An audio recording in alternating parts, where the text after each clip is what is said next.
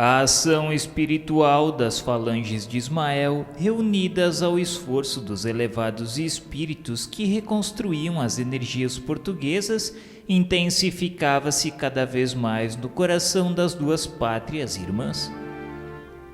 Pelo Tratado de Methuen, assinado em 1703, a Inglaterra, cujo poderio marítimo se consolidava depois dos grandes feitos das armadas de Portugal, da Espanha e da Holanda, passaria a amontoar o ouro do Brasil como principal fornecedora do primeiro e de suas colônias. No capítulo financeiro, o Brasil era de fato uma das suas fontes de riqueza, pois que todas as suas reservas se escoavam para o tesouro inglês. Uma sábia disposição do mundo invisível regulamentara a questão dessa forma, adotando essas providências para que a pátria do Evangelho fosse colocada a cavaleiro de novos choques de ambição nos seus territórios. A combinação de Methuen era ruinosa para a indústria portuguesa, mas nos grandes jogos dos interesses internacionais, semelhantes acordos se faziam necessários. A Inglaterra ficaria com o ouro tangível, enquanto Portugal guardaria o ouro imperecível dos corações, dilatando a sua fé e as suas fronteiras, eternizando o patrimônio das suas tradições e das suas esperanças no tempo e no espaço. Nessa época, o Rio de Janeiro já eclipsava todas as cidades do Brasil. Aí, ao lado das águas claras e puras do Rio Carioca, onde os tamoios encontravam sagradas virtudes para a beleza de suas mulheres e para a voz dos seus cantores, já se erguia o casario imenso, a descer do cume dos morros para o lençol arenoso das praias. Aí, sob o céu azul que cobre a paisagem tranquila, os governadores podem fazer com serenidade imperturbável seus longos expedientes para a metrópole, e os padres podem rezar beatificamente nos seus breviários entre as paredes coloniais do convento de Santo Antônio. A sociedade tratava de aprender as regras de bem viver, de civilidade, nos livros encomendados especialmente do reino. Ao entardecer, não se cuidava de outra coisa que não fosse a iluminação dos oratórios das esquinas, únicos pontos onde, às vezes, se concentravam alguns transeuntes retardatários, que afrontavam sem receio os capoeiros ocultos no silêncio das ruas ermas.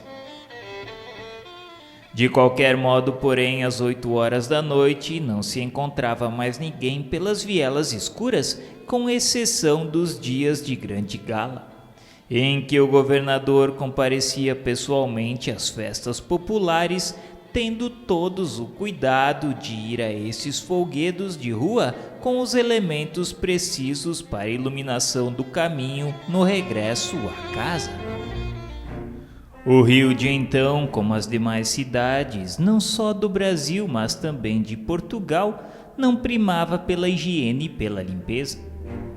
Os igarapés que conhecia ainda no princípio deste século, em algumas pequenas cidades do norte brasileiro, onde se viam em pleno dia homens e crianças acertando contas com a natureza, se localizavam então nos recantos mais afastados das ruas, em grandes valas dentro das quais os pobres escravos depositavam todas as tardes o conteúdo mal cheiroso dos largos potes de barro carregados à cabeça.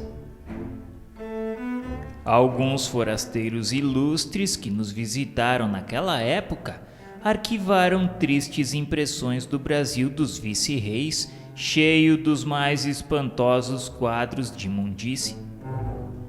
Todavia, um dos espetáculos mais dolorosos e comovedores ofereciam-no os mercados de escravos, como do Valongo, onde os miseráveis se amontoavam aos magotes, esperando o comprador que lhes examinava os pulsos e os dentes, selecionando os mais fortes para os duros trabalhos das fazendas. Ali encontravam-se representantes dos negros de Guiné, de Cabinda e de Banguela, que eram separados dos pais e das mães, dos irmãos e dos filhos nos sucessivos martirológios da raça negra, na qual os próprios padres de Portugal não viam irmãos em humanidade, mas os amaldiçoados descendentes de Cã. Até há pouco tempo podia-se ver na Luanda a cadeira de pedra do bispo, de onde um prelado português abençoava os navios negreiros, prontos para se fazerem ao mar largo com a pesada carga de desgraçados cativos. A bênção religiosa visava conservá-los vivos até os portos do destino, a fim de que os mais fartos lucros compensassem o trabalho dos hediondos mercadores. Estes últimos, no entanto, além da bênção, adotavam outras precauções, amontoando os desditosos africanos nos porões infectos, onde viajavam como animais ferozes, trancafiados na prisão, para que não vissem pela última vez os horizontes do berço ingrato em que se haviam nascido, vacinando-se contra as dores supremas da desesperação que os arrastaria para os abismos do oceano. Ismael, com suas hostes do mundo invisível, consegue harmonizar lentamente os interesses espirituais de quantos se haviam estabelecido na pátria do cruzeiro. Sob a sua inspiração, a Igreja se torna a protetora necessária da mentalidade infantil daquela época. Os templos da colônia abrem as portas para todos os infelizes e para todos os tristes. Os reinóis organizam festas periódicas, missas e procissões de fé, bem como folgança profana, quais as da Cerração da Velha. Sob as vistas condescendentes da Igreja, os mensageiros do espaço se fazem sentir mais fortemente junto dos senhores, amenizando a situação amargurada dos míseros cativos. Sob as suas influências indiretas, organizam-se correntes de filantropia do mais elevado alcance. Costumes fraternos surgem espontaneamente no seio da população de todas as cidades brasileiras. O hábito de apadrinhar os negros faltosos ou fugitivos nunca é desrespeitado pelo senhor. Reconhece-se o direito de propriedade aos escravos e o costume de ceder um dia ou dois aos trabalhos dos cativos é confirmado por lei em 1700. Alastra-se o precioso movimento das alforrias na pia batismal, onde, como um óbolo insignificante, são declarados livres os filhos dos escravos. As associações dos negros nas grandes cidades do país para a realização das suas festas de saudade das paisagens africanas são numerosas, com permissão de todas as autoridades. Os festejos originais do rei do Congo se levam a efeito com brilho, à expensas dos senhores. A Igreja no Brasil abre o seu culto a São Benedito e a Nossa Senhora do Rosário, tornando-se um refúgio de doce consolação para os pobres africanos. As ordens religiosas possuíam os seus pretos que eram bem tratados e jamais poderiam ser vendidos. Nas fazendas agrupavam-se eles em famílias que as mais das vezes eram plenamente alforriadas em testamento dos proprietários. Todos os hábitos em voga na época dão testemunho da liberdade brasileira, porquanto em nosso país nunca a emancipação foi impedida por lei como em outras nações. A filantropia dos brasileiros cedo começou o movimento abolicionista e a prova da profunda assistência espiritual que acompanhava essas ações na pátria do Evangelho é que nunca teve o Brasil um código negro à maneira da França e da Inglaterra. E a verdade espiritual que paira acima das considerações de todos os historiadores é que Ismael preparou aqui a oficina da fraternidade, onde os negros incompreendidos vinham erguer a pátria da sua descendência. Se sofreram nas mãos de alguns escravocratas impiedosos, seus prantos e sacrifícios iam florescer ao tênue rócio das bênçãos do céu na terra do Evangelho, clarificando-lhes mais tarde os caminhos quando seus corações resignados e sofredores se dilatassem na alma fraterna dos filhos e dos netos.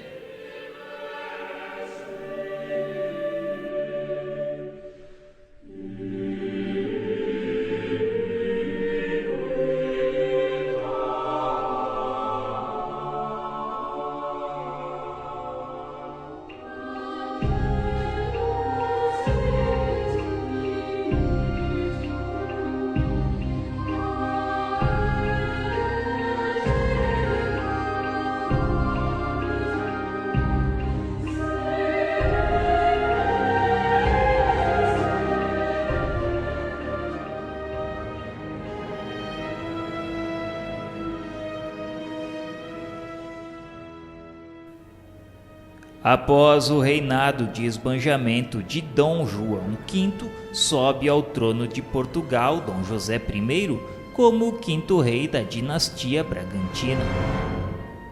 O soberano escolhe para seu primeiro-ministro Sebastião José de Carvalho e Melo, depois Conde de Oeiras e mais tarde Marquês de Pombal. As falanges espirituais, desvelando-se pela evolução portuguesa, haviam escolhido previamente esse homem para a reconstrução das energias da pátria após os desvarios de Dom João V. O monarca esbanjador e arbitrário que nunca reuniu as cortes para uma consulta necessária aos interesses do povo. O escolhido, porém, não soube corresponder integralmente às sagradas expectativas dos gênios espirituais da terra portuguesa. Se construiu, cometeu graves injustiças com a sua ditadura renovadora. Pombal ascendera à posição de ministro depois de absorver as ideias novas que percorriam os setores de todas as atividades do velho mundo ao sopro dos enciclopedistas. O campo diplomático já lhe dera a conhecer a técnica política de um Roberto Walpole. E enquanto a sua pátria se algemava aos tribunais da Inquisição com sérios prejuízos para a educação nacional, o cérebro se lhe povoava de planos audazes e reformadores. Elevando-se ao trono em 1750, Dom José I escolhe-o imediatamente para chefe supremo do seu governo. E quando em 1755 foi Lisboa parcialmente destruída por um terremoto, o ministro renovador teve oportunidade de demonstrar a sua capacidade criadora, edificando a cidade que nasceu dos seus esforços mais engrandecida e mais bela. O Marquês de Pombal, todavia, desde os primórdios de sua ação no governo, não tolerava os jesuítas que nas cortes europeias se intrometiam em todos os negócios da política do século, com a pretensão de imunizar o mundo inteiro das correntes de pensamento da Reforma. Os missionários humildes da célebre companhia, radicados no Brasil, diga-se em honra da verdade, estavam muito longe das criminosas disputas em que se empenhavam seus irmãos no outro lado do Atlântico. mas sofreram com eles a incessante perseguição, tão logo se apossou do governo o famoso ministro. Surge afinal o atentado contra a vida de Dom José I em 1758. No dia 3 de setembro desse ano, quando regressava de uma entrevista ao Palácio da Ajuda, o soberano foi alvejado a tiros de bacamarte, partidos de um grupo de pessoas desconhecidas. As suspeitas recaíram no Marquês de Távora e seus filhos, no Conde de Altoguia e no Duque de Aveiro. Conquanto fosse esse último um dos implicados no movimento regicida, o mesmo não acontecia aos távoras, inocentes daquele delito. Instaurou-se um processo que terminou, apesar de todas as suas clamorosas irregularidades, com a sentença de morte para todos os implicados. Em vão procuraram os portugueses influentes na corte modificar a decisão do ministro. Os condenados sofrem os mais horrorosos suplícios em Belém e a própria Dona Leonor Tomásia, Marquesa de Távora, foi decapitada. Pombal aproveita o ensejo que se lhe oferece para justificar a expulsão dos jesuítas, apontando-os como autores indiretos do atentado. E Dom José I, à instância do seu valido, assina sem hesitar o decreto de banimento. Esse ato de Pombal se reflete largamente na vida do Brasil.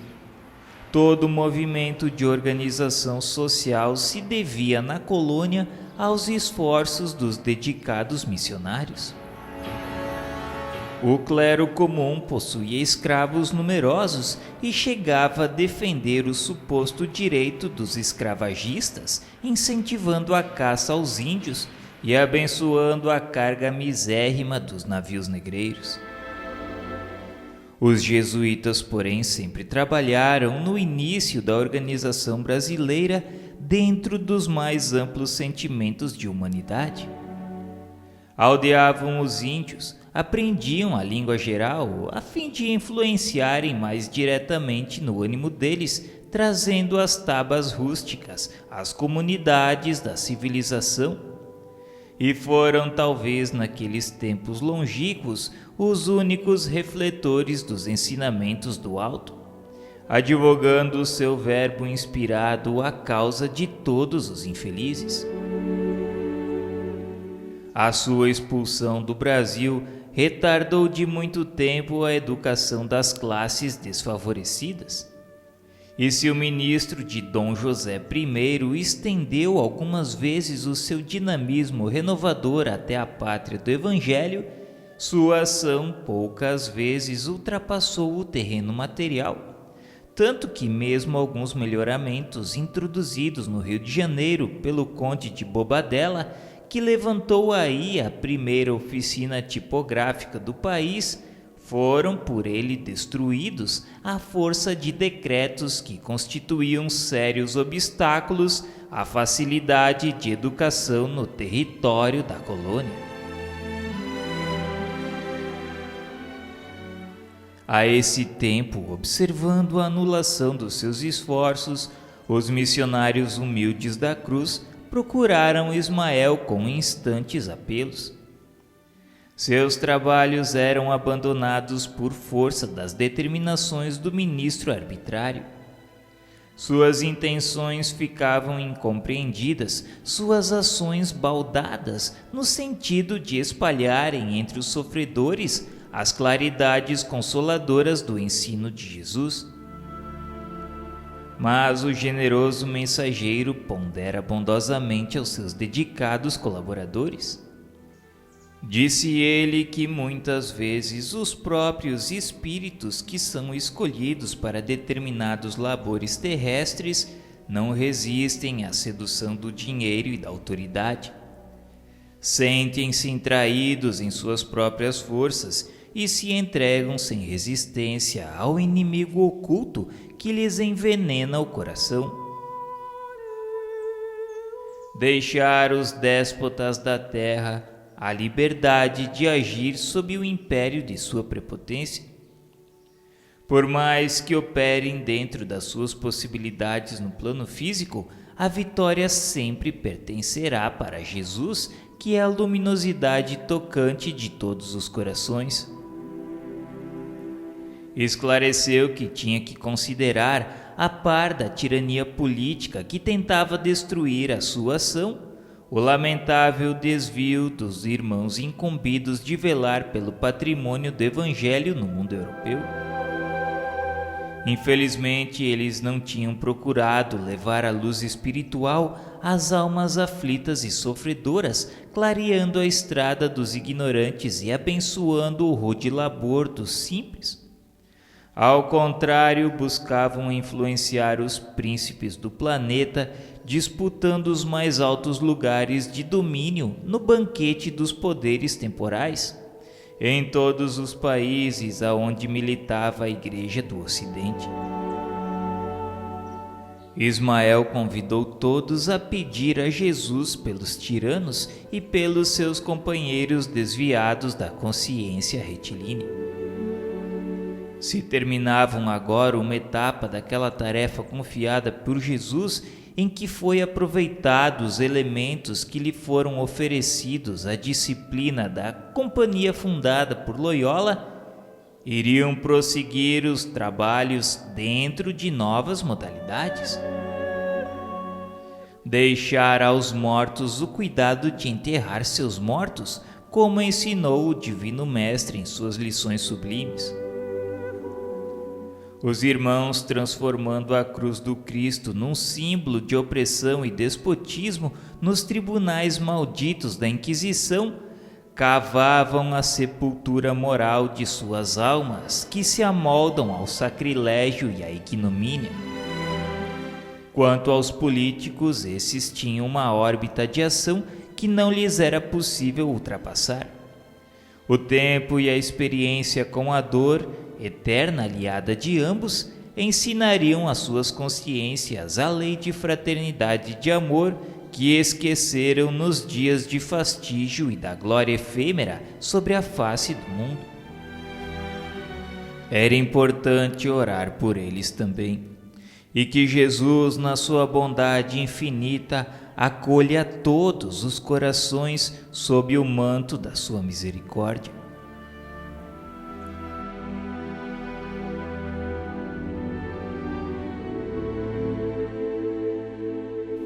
E enquanto oravam, gotas suaves de luz se derramavam do céu sobre os caminhos tenebrosos da terra, e a palavra profética de Ismael teve em breve a sua confirmação.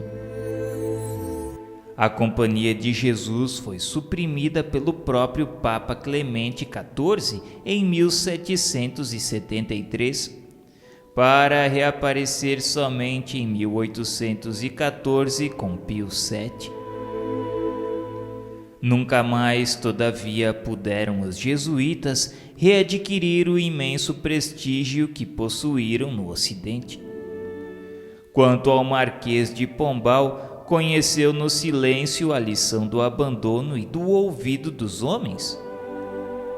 No dia em que agonizava Dom José I, o cardeal de Lisboa, D. João Cosme da Cunha, que devia ao famoso ministro a altura da sua posição eclesiástica, lhe declara no aposento do moribundo: Vossa Excelência já nada mais tem que aqui fazer, testemunhando-lhe venenosa ingratidão. Daí a algum tempo, em subindo ao trono Dona Maria I, destituía o Marquês de todas as suas funções do reino, banindo-o da corte após rumoroso processo em que procurou fundamentar a sua condenação. Retirando-se para a vila de Pombal, desprendeu-se do mundo em 1782, humilhado e esquecido sob o jugo dos mais pungentes desgostos.